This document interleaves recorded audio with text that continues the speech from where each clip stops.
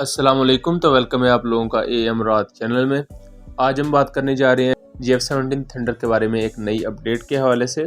एक cadet college है, उन्होंने PAC कामरा का दौरा किया था कुछ अरसा पहले, तो उनकी कुछ न्यू तस्वीर सामने आई। इसमें एक GF-17 थंडर ब्लॉक 3 को देखा जा सकता है और अब कुछ सोर्सेज ये दावा कर रहे हैं कि पाकिस्तान एयरफोर्स ना सिर्फ single seat GF-17 thunder block 3 को लेने जा रही है, बल्कि वो ट्विन सीट GF-17 को भी इंडक्ट करेगी।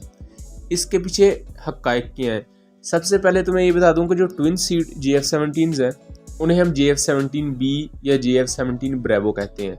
बाद में जब GF-17 थंडर ब्लॉक 3 आया था तो उसे बहुत से ऐसे सोर्सेज जिनका डायरेक्ट लिंक होता है पाकिस्तान एयरफोर्स या PAC कामरा में, उन्होंने GF-17 ब्लॉक 3 को GF-17C कहा था और अब एक न्यू वर्जन का बताया जा रहा है जो कि होगा GF-17D।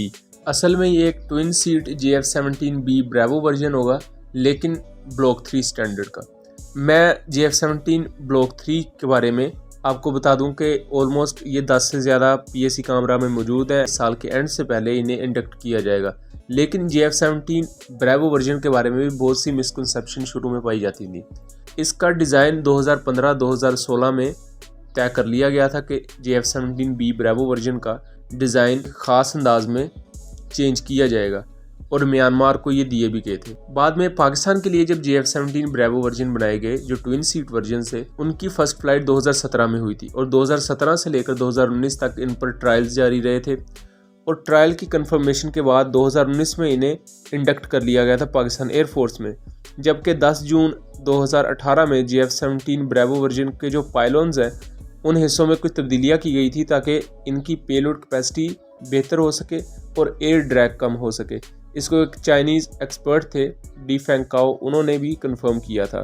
तो ओवरऑल GF-17B में कुछ ऐसी तब्दीलियां की गई थी जो GF-17 ब्लॉक 2 में नहीं थी। जैसे कि 3 एक्सिस फ्लाई बाय वायर था, उसमें एक्स्ट्रा फ्यूल लेकर जाने की कैपेसिटी थी, यानी कि जो GF-17 ब्रेवो वर्जन है का जो वर्टिकल स्टेबलाइजर है वो भी 210 पाउंड का फ्यूल कैरी कर सकता है। GF-17 bravo version GF-17 block 3 ही की तरह अपनी कैनोपी के नीचे भी फ्यूल कैरी करते हैं, जिससे एक चीज़ वाज़ेह हो गई थी कि GF-17 ब्रेवो वर्जन और GF-17 ब्लॉक 3 में कुछ मुताबिकत हैं, कुछ सिमिलरिटीज़ हैं और मुस्तकबिल में GF-17 ब्रेवो वर्जन को ब्लॉक 2 स्टैंडर्ड से ब्लॉक 3 स्टैंडर्ड पर अपग्रेड किया जाएगा।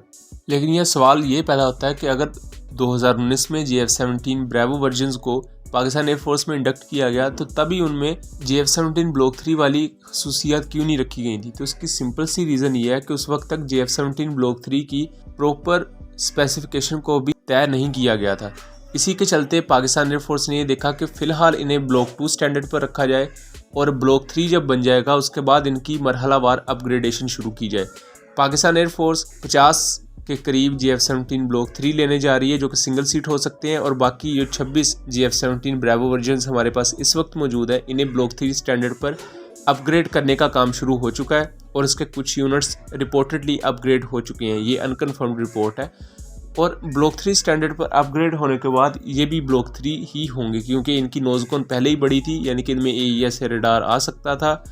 उसकी वर्टिकल स्टेबलाइज़र को चेंज किया गया था जो कि ज़्यादा फ्यूल कैरी कर सकता था। कैनोपी के नीचे भी ये फ्यूल लेकर जा सकते थे, मतलब कि इसमें बहुत सी चीज़ें ब्लॉक 3 स्टैंडर्ड जैसी ही थी पहले से ही।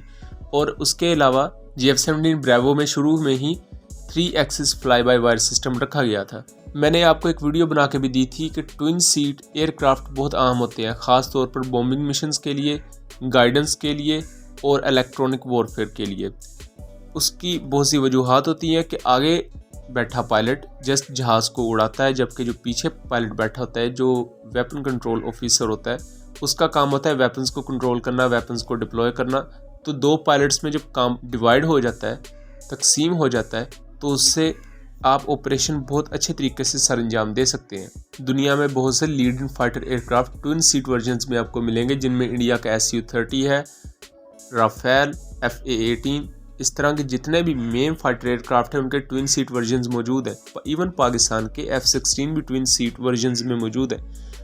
GF-17 ब्रेवो को पाकिस्तान का बनाने का प्लान था ही नहीं। पाकिस्तान तो सिर्फ सिंगल सीट GF-17 थंडर बना रहा था, लेकिन इसके एक्सपोर्ट पोटेंशियल को देखते हुए पाकिस्तान ने ज़रूरत महसूस की, चूँकि बाहर के मालिक जो इसे ख़रीदना चाहते थे वो इस चीज़ पर इसरार कर रहे थे कि इसका एक ट्विन सीट वेरिएंट हो जो कि फाइटर एयरक्राफ्ट भी प्रॉपर हो और ट्रेनर एयरक्राफ्ट और ग्राउंड अटैक के लिए भी अच्छा एयरक्राफ्ट बनकर सामने आया। उसके लिए पाकिस्तान ने JF-17 ब्रेवो प्रोजेक्ट को इनिशिएट किया था एंड रिपोर्टेडली इराक भी JF-17B ही खरीदना चाहता है, लेकिन ब्लॉक 3 स्टैंडर्ड के, और पाकिस्तान भी अब अपने JF-17 ब्रेवो वर्जन्स को ब्लॉक 3 पर अपग्रेड कर रहा है और रिपोर्टेडली अब इनको JF-17D कहा जाएगा।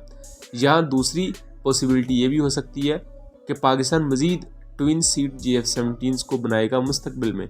उसकी बहुत सी वजूहात हो सकती हैं। जो मौजूदा JF-17 ब्रेवो हैं इनको ट्रेनर वर्जन्स ट्रेनिंग के लिए ही रहने दिया जाए, जबकि जो मुस्तकबिल के JF-17 ब्रेवोस हों जो कि ब्लॉक 3 स्टैंडर्ड के, उनमें AES रेडार होगा, इलेक्ट्रॉनिक वॉरफेयर सिस्टम्स और PL-15 मिज़ल्स, PL-10 और सबसे बढ़कर रात क्रूज मिज़ल उन पर माउंट किए जाएंगे। तो JF-17 ब्रेवो बहुत बेहतर कारकर्दगी दिखा सकते हैं बनिस्बत सिंगल सीट JF-17 थंडर के, क्योंकि जो ट्विन सीट एयरक्राफ्ट होते हैं वो एयर टू ग्राउंड रोल बहुत अच्छा कर सकते होते हैं। उसकी मैंने वजह आपको वीडियो में पहले बता चुका हूँ। तो इन तमाम डेवलपमेंट्स को देखते हुए ये ज़रूर लग रहा है कि पाकिस्तान एयरफोर्स अपने तमाम एयरक्राफ्ट को JF-17 थंडर ब्लॉक 3 स्टैंडर्ड पर लेकर जा रही है। एंड पाकिस्तान एयरोनॉटिकल कॉम्प्लेक्स के CEO हेड का जब इंटरव्यू किया गया था 2020 में, तब भी उन्होंने ये बात कंफर्म की थी कि हम तमाम JF-17 ब्रेवो वर्जन्स रिट्रोफिट करेंगे और उनमें ब्लॉक 3 स्टैंडर्ड की तब्दीलियां लेकर आएंगे। ये बात उन्होंने भी कंफर्म की थी। 2015 में Janes.com की रिपोर्ट के मुताबिक पाकिस्तान JF-17 ब्लॉक 3 का ट्विन सीट वेरिएंट भी बनाएगा, जिससे ये चीज़ ऑलमोस्ट कंफर्म हो जाती है एंड अब इस पर काम जारी हो चुका है। पाकिस्तान एयरफोर्स के बारे में आपको एक चीज़ हमेशा समझनी चाहिए, पाकिस्तान एयरफोर्स, नेवी, आर्मी, कि ये कभी भी चीज़ों के मॉडल्स नहीं बनाएंगी इंडियन साइड की तरह, बल्कि अपने काम को किया जाता है और बाद में उसकी मालूमात तब दी जाती हैं जब वो काम हो जाता है। क्योंकि इंडियन साइड ने जो काम 2028-2029 में भी करना होता है उसके मॉडल्स भी अभी से ही बना लेते हैं, जिससे बहुत से पाकिस्तानियों को ये एतराज़ बनता है कि पाकिस्तान ऐसा क्यों नहीं करता। तो ये दोनों ममालिक की अपनी स्ट्रेटजी है, हम उनको क्वेश्चन नहीं कर सकते और ना वो हमें क्वेश्चन कर सकते हैं। तो उम्मीद करता हूँ चीज़ें क्लियर हुई होंगी। मिलेंगे अगली वीडियो में, तब तक के लिए अल्लाह हाफिज़।